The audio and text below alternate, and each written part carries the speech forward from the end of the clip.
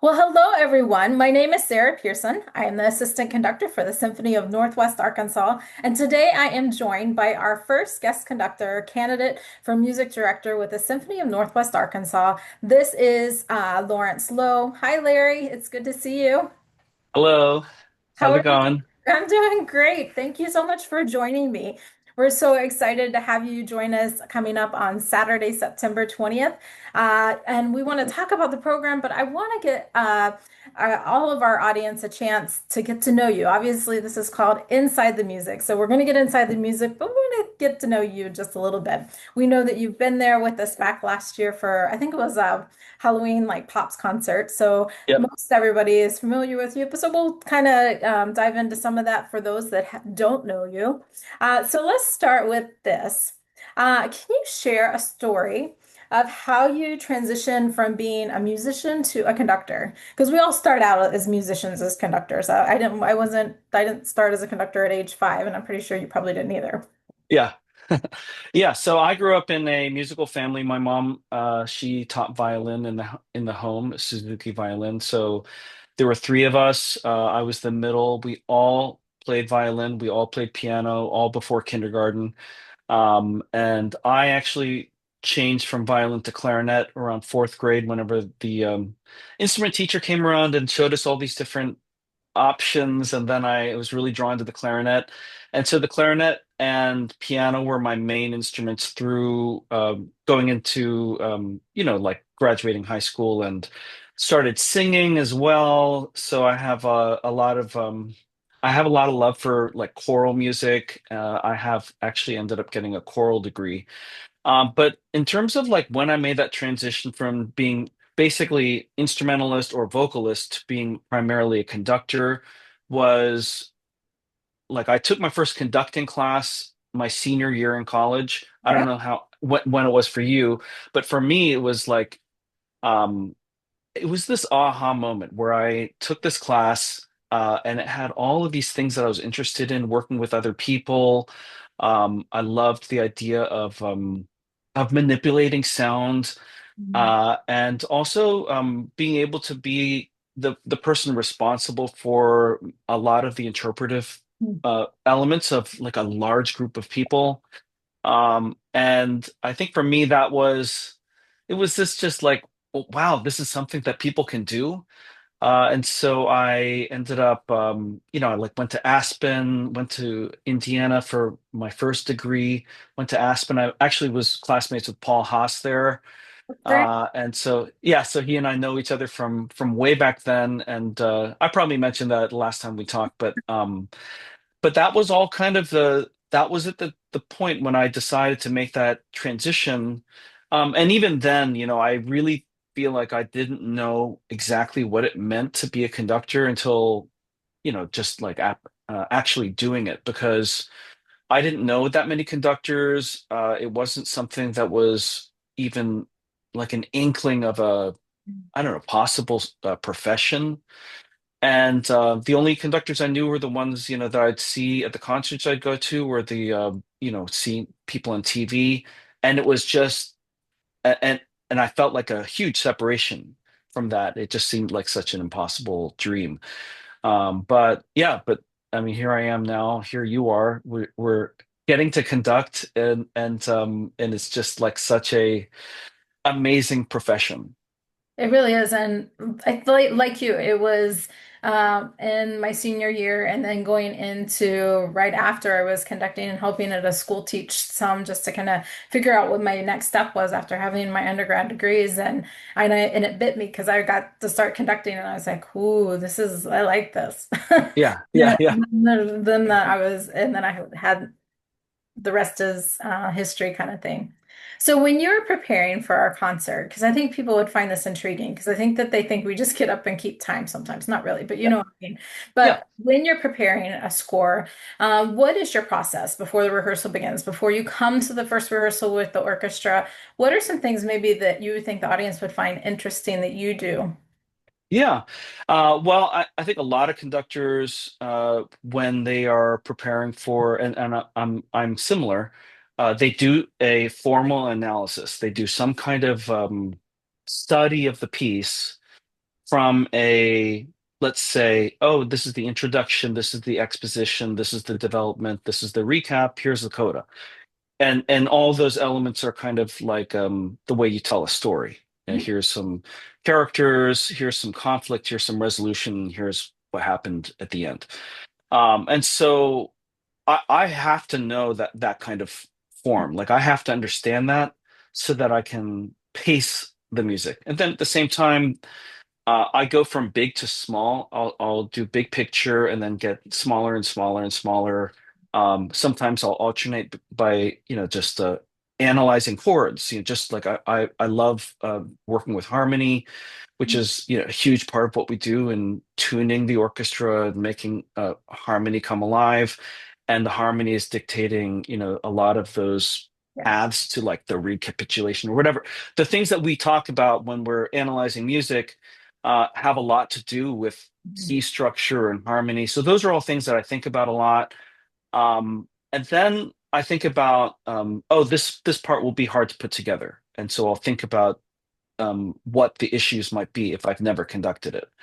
Uh, every piece on the program I'm doing at SoNA is actually music that I've conducted before. So I don't have as many unknowns. So when I'm preparing, I'm not thinking, I wonder what it's going to feel like to conduct this piece. I wonder what the problems actually are in terms of rehearsal stopping moments. And because I already know what all those are. Yeah. And they're kind of common with every orchestra. But I like to kind of then if it's music that I'm already familiar with, I have a lot of additional experience I can bring to that preparation, and I can also think about how I might want to do things differently uh, this time. And so I think that's something I don't deliberately try to do things differently when I do a piece again, but sometimes it's fun to kind of think of doing a piece for the first time, especially if it's a piece that you've done many times, because you never want to just let it kind of be autopilot. There's always a spontaneity that comes from discovering something from the first time. And I like to try to capture that even if I know the piece from a lot of experience. That's so true. And I love how you bring up talking about telling a story because that's really what this is, especially when we'll talk about it here in just a couple moments. But like the Berlioz, like it's a whole story and we get through it. So I find that's exciting. What is a way that you build trust with the orchestra? I know you're talking about bringing music, and I know that your knowledge of the score that really makes a big difference because that then they know that you're leading them to the right places. But maybe, and you have such a short rehearsal time for a Masterworks concert. What are some ways that that you put those into motion? Well, I don't think I think of like I think that the things that I do in rehearsal inadvertently build trust. And I think some of those things are stopping for the right moments, rehearsing the right things, not rehearsing things that don't need to be rehearsed, knowing what will make the orchestra feel more secure. Mhm. Some like maybe some technical transition, tempo transition. I can think of a lot of those in the Berlioz in the last movement. So there's so many things like that where I'll be thinking about.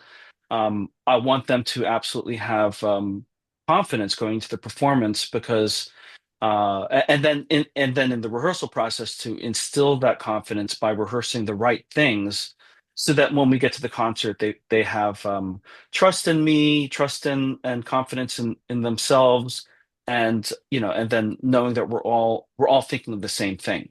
So a lot of that comes in the rehearsal period. Probably, like if you're a musician in the orchestra and the conductor doesn't fix something that's very obvious or really does fix something in a spectacular way, that can build trust and excitement between musicians in the orchestra and the conductor.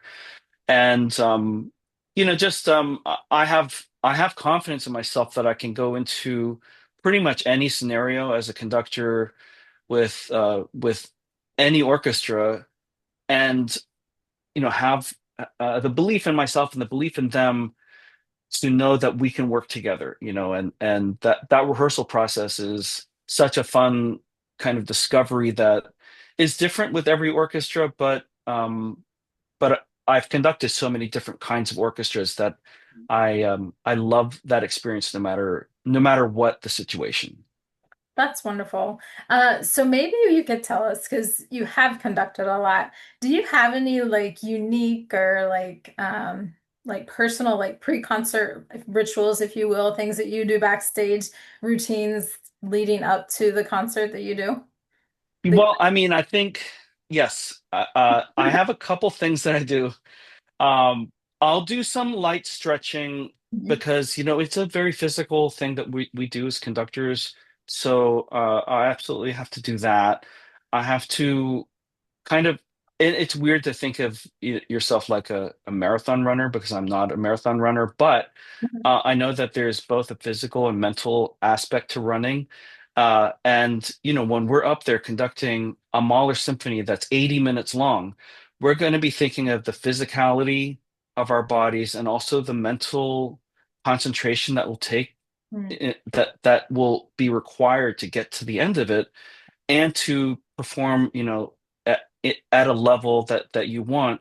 All of that preparation requires, having a little bit of quiet. For me, like eating the right thing before, not eating too much, having that timing, before you eat.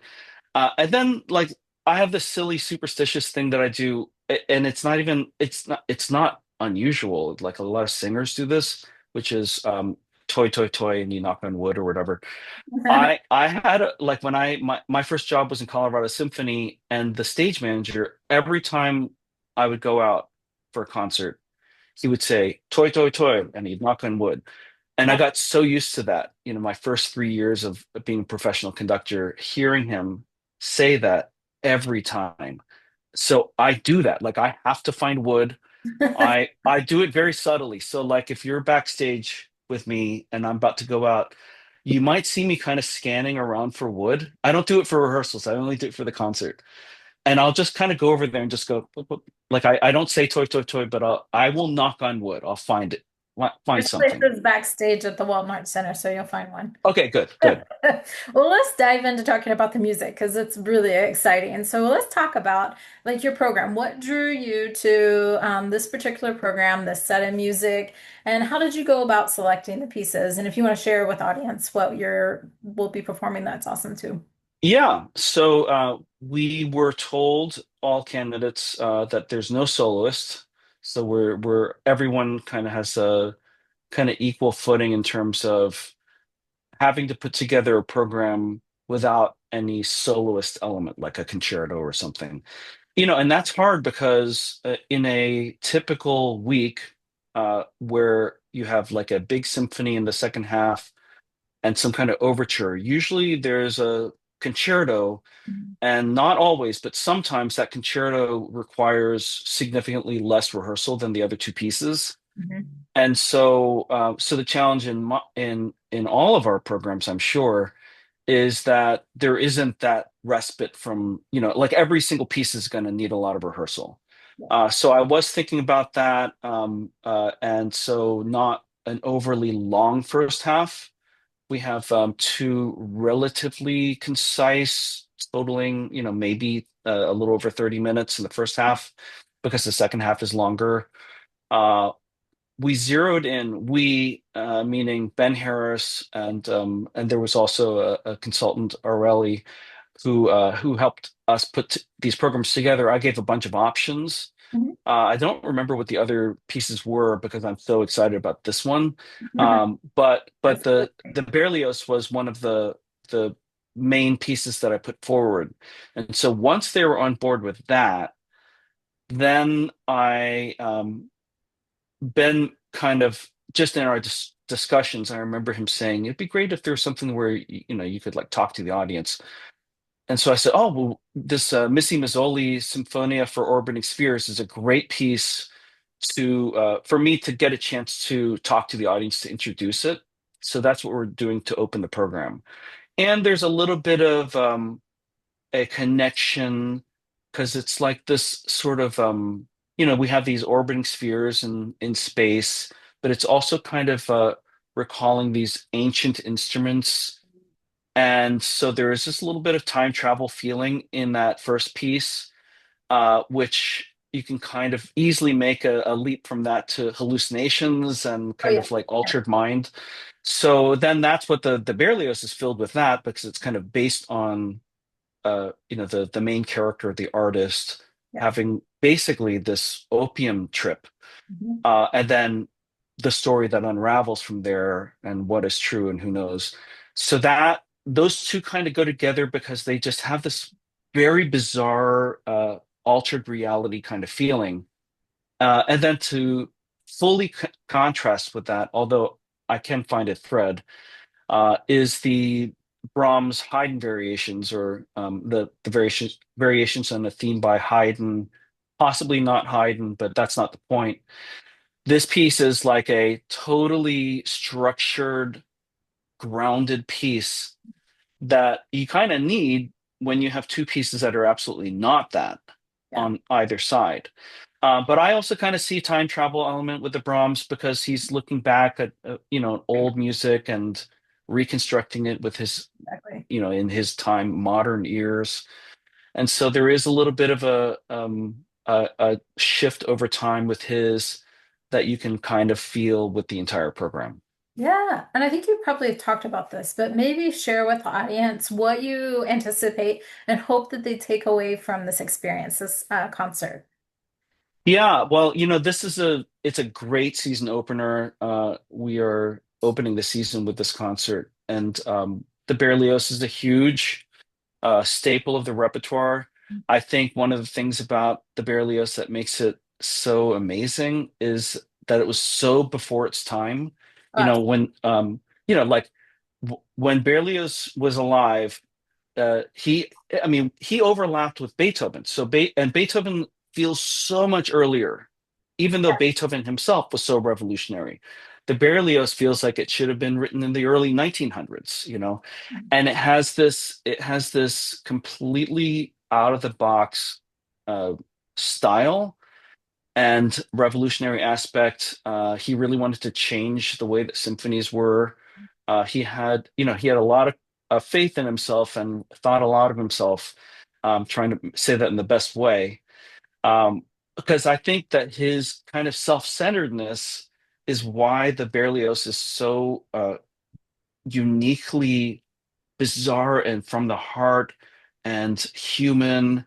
And so I think people will get even if they don't get into the transition from kind of reality to this, the absolute opium trip at the very end, that they will also just be able to take in incredibly exciting music just on its own. So that's with the Berlioz. I hope that people will discover that this Missy Mazzoli piece, a living composer, that she writes incredible music that is very similarly affecting to the listener. It just has a modern ear, and it's absolutely accessible to any listener. And to help with that, as I said, I'm going to give a little bit of introduction for that. But I think that discovering something new is always a real pleasure for an audience, especially someone who's been to many concerts. And if you've never been to a concert, that might end up being your favorite piece. And very often people talk about the more new piece as something that they thought was really special. And it could be because Missy Mazzoli lives in the same society that we all live in right now. yeah. So anyway, I think it will be a really fun program, no matter what your experience, and I can't wait to share it with Yeah. our audience. And we are so excited, and you really answered so many of those questions. So I think, our audience will be able to go and watch. I'm uploading a link to actually, there's like a 11-minute video that she made talking about her piece, so they can go there and learn even more about it. And I know you'll talk about it from the podium, but it's very fascinating. Like you just said, she is alive just like we are and composing. And I just think that's so incredible. And definitely encourage our audience to go listen listen to the music and the links ahead of time, like on the Berlioz, it truly tells a story. That way, it won't be something unusual to your ears when you first come to the concert. So, Larry, thank you so much for being with us. Is there anything else that you'd like to share before we wrap up today? No, no, just I'm excited to come back. I had such a great time doing that Halloween program. I remember feeling real connection to the orchestra and the audience. The audience was dressed up and excited. Went to Crystal Bridges Museum. I'm going to go back there. Like, there's so many great things that I got to do while I was there, and can't wait to come back in a couple weeks. I can't wait to work with you and be your assistant and cover on it. It's super exciting. Last time I got to do the interview, but not to be there with you. So this is exciting for me. So, okay, thank you so much for giving your time. And to our audience members, we hope to see you on Saturday, September the 20th for Larry's concert and with the Symphony of Northwest Arkansas. So everyone have a wonderful evening and we will see you soon.